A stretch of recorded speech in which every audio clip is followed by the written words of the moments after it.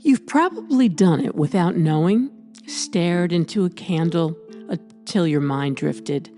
Or have you ever sat before a fire and felt your body begin to unwind? Your eyes soften, your breath deepens, the edge of the day blur just a little, and suddenly you're not thinking, you're simply watching. That stillness is where this begins. Welcome back to the Mystic Artistry Podcast. I'm Susan Smith Cohen, and today we dive into one of my favorite mystical practices, fire scrying. In this episode, I'll show you how I connect with the flames to receive guidance, inspiration, and insight through color, movement, and intuition. Fire scrying, which is spelled S-C-R-Y-I-N-G, is an ancient practice. For centuries, across cultures and traditions, human beings have practiced the art of scrying, gazing into reflective or elemental surfaces to receive insight.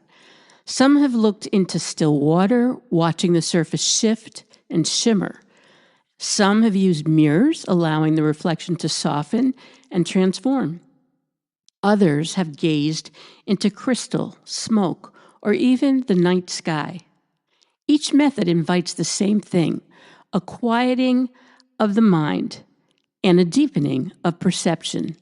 And for me, that doorway has always been the flame. So, how do practitioners use scrying? They use it for personal insight, sense-making around a question or life crossroad. It's used sometimes as a ritual marking seasons, moon phases, or ancestral remembrance. While scrying may sound ancient, and it is, it has not disappeared. It has simply changed forms. In modern times, we use scrying less as fortune-telling and more as a tool for reflection. People sit with water, mirrors, flame, or smoke, not to predict the future, but to access intuition, bypass the noise of constant thinking. It becomes a meditative practice, a way to let the subconscious speak in image and symbol. In a world where we are flooded with information, scrying invites us into something quieter, into perception rather than reaction. It isn't about magic in the theatrical sense. It's about attention. And it's about relationship and listening. Before beginning any scrying practice, especially with fire, safety must come first. This is not just about physical safety, though that matters deeply. Always use a contained flame, a fireplace, a stable candle in a secure holder. Never leave it unattended, and make sure your space is calm, grounded, and free from distraction. But safety is also internal. If your nervous system feels overwhelmed, unsettled, or fragile, this is not the moment to gaze deeply into altered states. Scrying asks for steadiness. It asks for presence. The ritual begins not with the flame, but with you. Sit comfortably, feel your feet on the floor, let your breath lengthen, and notice the room around you. Only when you feel settled do you let your gaze soften. Soft focus. You want to look at the flame base where the blue meets the wick and let your eyes rest without any straining. Observe without focusing. Notice shapes in the flame, after images when you blink, the dance of light and shadow on nearby surfaces. Allow thoughts, words, or scenes to arise on their own. And give yourself about 8 to 12 minutes at first. And if your eyes water or you feel spacey, just blink, relax, or close your eyes briefly. And then for the closing, you thank the fire, record key impressions, and snuff the candle. Don't blow if snuffing is part of your ritual style. And some of the things you can look for are colors, sudden flares or steadying soot or crackles, shapes your mind forms in the glow, And you can also look for emotional tone, warmth, urgency, playfulness, stillness. These often offer more than the literal picture. Many people commission me to create fire scrying paintings as a form of psychic readings. For these sessions, I meditate on a person's birth details, the date, time if known, town, and birth name.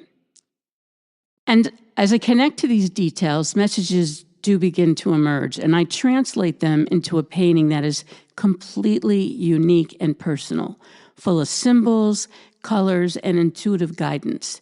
Each painting is not only a piece of art, but also a reflection of the individual's energy and story.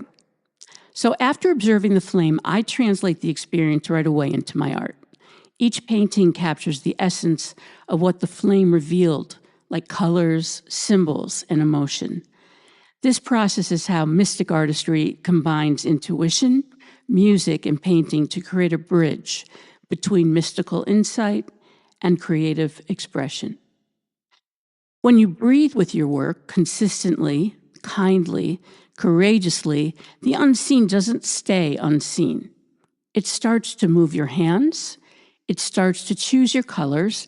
It starts to write your lines. And yes, sometimes it asks you to rest, to pause, so the next breath will come. Now, I want to say something important. The symbols, colors, the shapes I see in the fire, they are not universal translations. They are not a code book. They are a language that has developed between me and the flame over time. I sit with it, I listen, I feel into it, and what rises isn't interpretation from the mind, it's discernment from a body, my body, a quiet knowing. The red may mean one thing for me in one season and something entirely different in another. The shapes aren't fixed symbols, they're conversations. This is not about prediction, it's about relationship. And whatever comes through, it comes through in a way that feels personal, like a gift given in private, not something I own, not something I control, but something entrusted to me. Now, here's your take-home prompt. If you want, you can light a candle or turn on a single lamp at your desk. Ask, if mystery could speak to me right now in one sentence, what would it say? Write for 7 minutes without stopping. Even if all you write is, I don't know what to write. Keep going. Let the river carry you. When you're done, underline one word that hums. That word is your talisman for the week. Put it where you can see it. If you want to share what arrived, please feel free to post your talisman word and symbol on my Substack or school platform. In upcoming episodes, we're going to wander into dream work for creators, meet the archetypes that walk beside our projects, and explore how to build sustainable rituals that don't drain your energy. We will also hear from other artists, healers, and scholars who straddle the threshold between the visible and the invisible. The paintings that I'm showing on this platform happen to be many of the paintings that I came up with during requested psychic paintings from me. And I share them anonymously, but I wanted to give you an idea of the kind of paintings that come up. Sometimes they're realistic and sometimes they're abstract. Now, some of you may wonder, how did I come to do fire scrying? I've been doing this for 30 years now, but when my children were young, we used to visit a New Age store, and I used to allow them to select their own crystals, and they loved the ambiance of the store, and so did I. Well, one evening, I attended an event where a brother and a sister came. They were both psychics, and they were channeling their mother, who was a renowned psychic from Woodstock, New York. And out of all of these people in the audience, they singled me out and said, our mother has a message for you. And the message was simply to start learning how to do this. She felt I had a calling, and after explaining to me what I was to do, I went home and practiced, and the rest is history. So maybe this is a good place to share something I don't often say out loud. When I was little, there were times when the world didn't feel entirely safe. And without knowing it, I learned how to step somewhere else, not away, but inward. I would disappear into music, into color, into the way sunlight moved through leaves. I would talk to trees and feel like they understood me. And in those moments, I wasn't escaping, I was creating. What some might call dissociation was actually imagination, building me a sanctuary. Creativity didn't just become my passion, it became my protection. And I think that's why, even now, when I sit before the fire, when I paint what I see, when I listen deeply, it feels like coming home. What some might call dissociation, I now understand is creativity protecting me.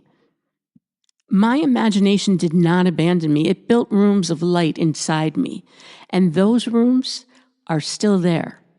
Every time I sit before the fire, every time I paint what I see, every time I listen beyond what is visible, I am stepping back into that inner sanctuary, not to escape, but to remember who I am. Thank you for being here with me today. And as always, I am listening.